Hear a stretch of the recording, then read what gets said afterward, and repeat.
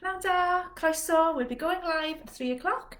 So before we start, please say hello, let me know that you're watching. Please like our page, and then I'll be with you in half a minute.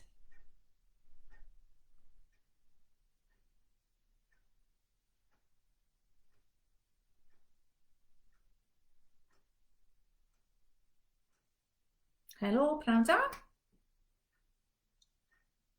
Pnawn da, send us a message, let you know that you're watching us. Hoffi, please like our page. Diolch. Iawn, 3 o'r gloch. Pnawn da a chroeso. Croeso I warm up your Welsh 2. Every day this week, for a very short lesson at 3 o'clock, I'm taking you through a whistle-stop tour of the first 5 units of this course book, Dysgu Cymraeg Mynediad, our entry-level course for beginners. Diolch Arian. Arian is helping me today. So if you've got any questions or observations, or particularly any questions about the process of learning Welsh, please contact me. Iawn. So let's go back over yesterday. I introduced myself, Helen Dwi, and we looked at 2 verbs, gwylio, dwi'n gwylio Newsnight, and darllen. Dwi'n darllen the Western Mail. Yeah, so heddiw, today, we're going to move on to asking a question. And in Gymraeg, we have 2 ways of using you. We have ti, which is the singular and more informal, and we have chi, which is the plural form and sometimes more formal. So today, we're going to concentrate on ti. And do you or are you is wyt ti,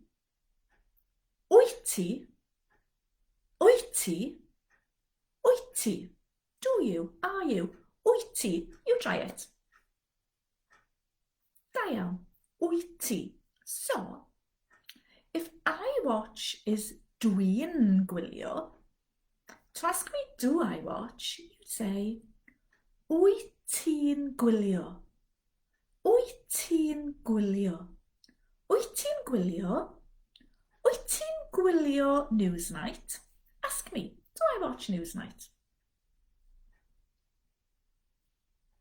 Wyt ti'n gwylio Newsnight? Ask me, do I watch Pobl y Cwm? Wyt ti'n gwylio Pobl y Cwm? Ask me, do I watch Match of the Day? Wyt ti'n gwylio Match of the Day? And to those 3 questions, I would answer ydw, which means yes I do or yes I am. Here it is. Ydw. So if you get an wyt ti question, we answer with ydw. As you can see, the do part is there. The dwi'n gwylio, dwi'n darllen, ydw. Da iawn, so wyt ti'n gwylio Newsnight? Ydw. This time, ask me, do I watch Coronation Street? Wyt ti'n gwylio Coronation Street? Nac ydw. EastEnders.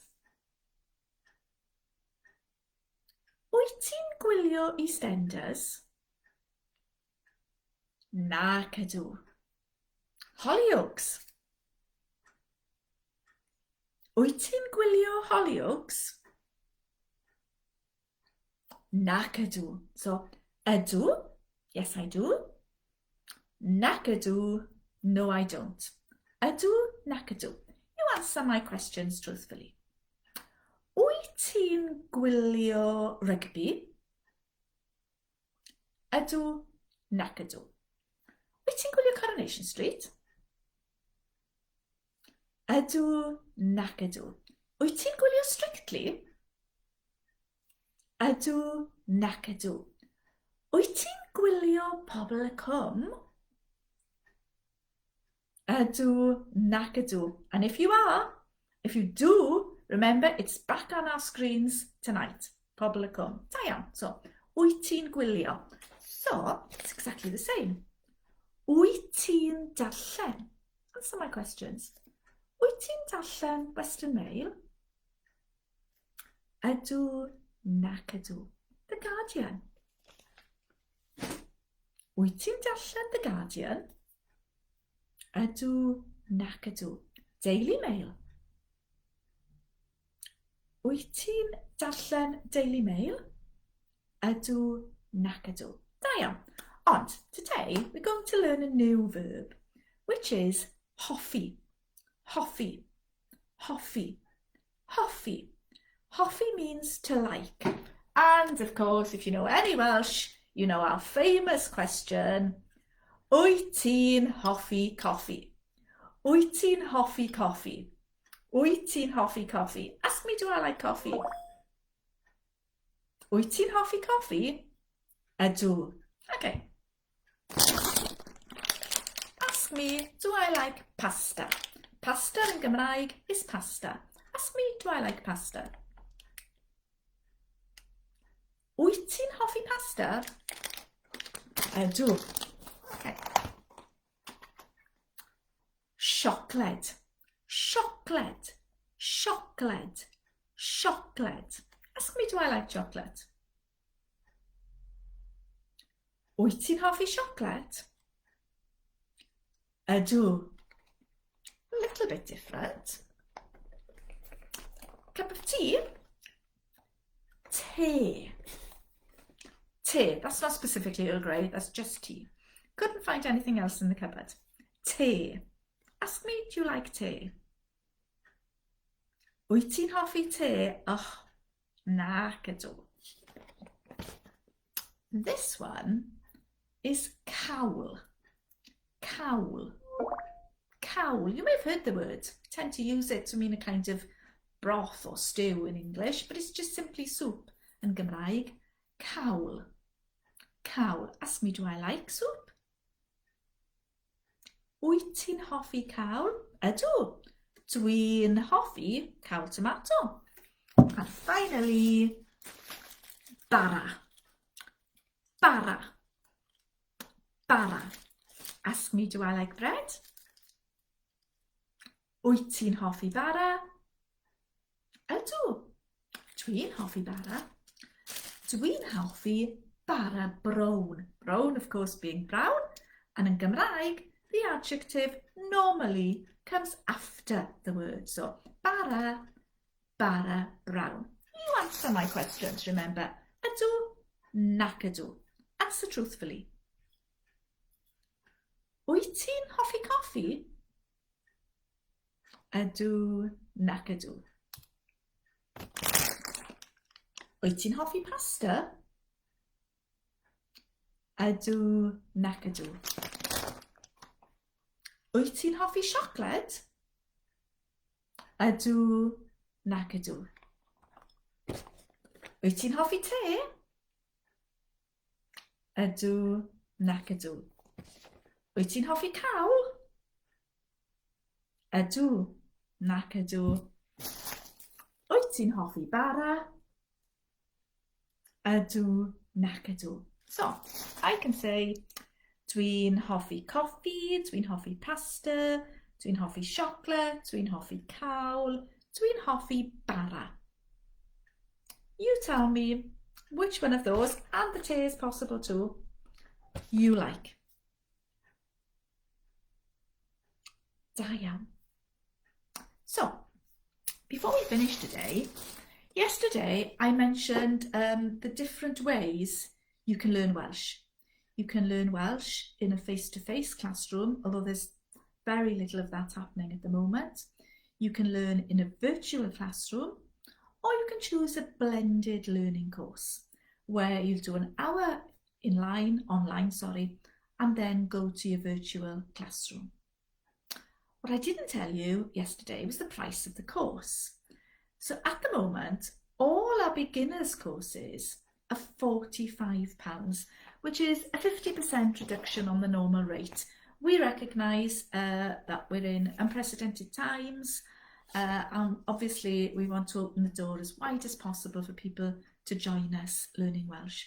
So that's £45 regardless of whether you come 2 hours a week for 60 hours over the year, 120 hours over the year, 300 hours over the year.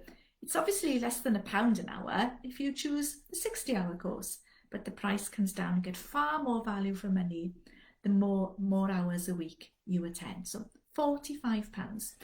But if you want the course book, and it's best to have the course book obviously if you're joining a class, also it's an additional deg pint. It's an additional £10. The best way to get hold of your course book is by supporting your local Welsh shop, your local Welsh bookshop. If you don't have one, the second best option is to go to gwales.com, Gwales, gwales.com, where you can Google mynediad and remember to opt either for the South or the North Wales version.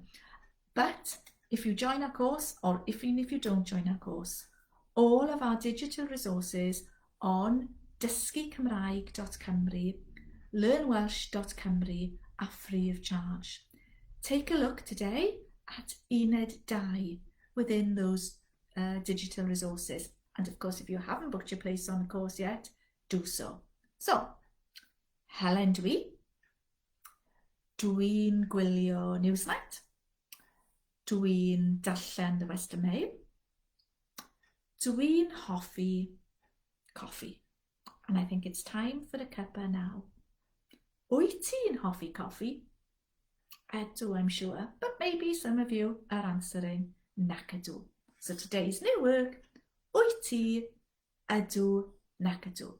Wel fawr, gwelwch chi fory when we'll have a look at Uned 3.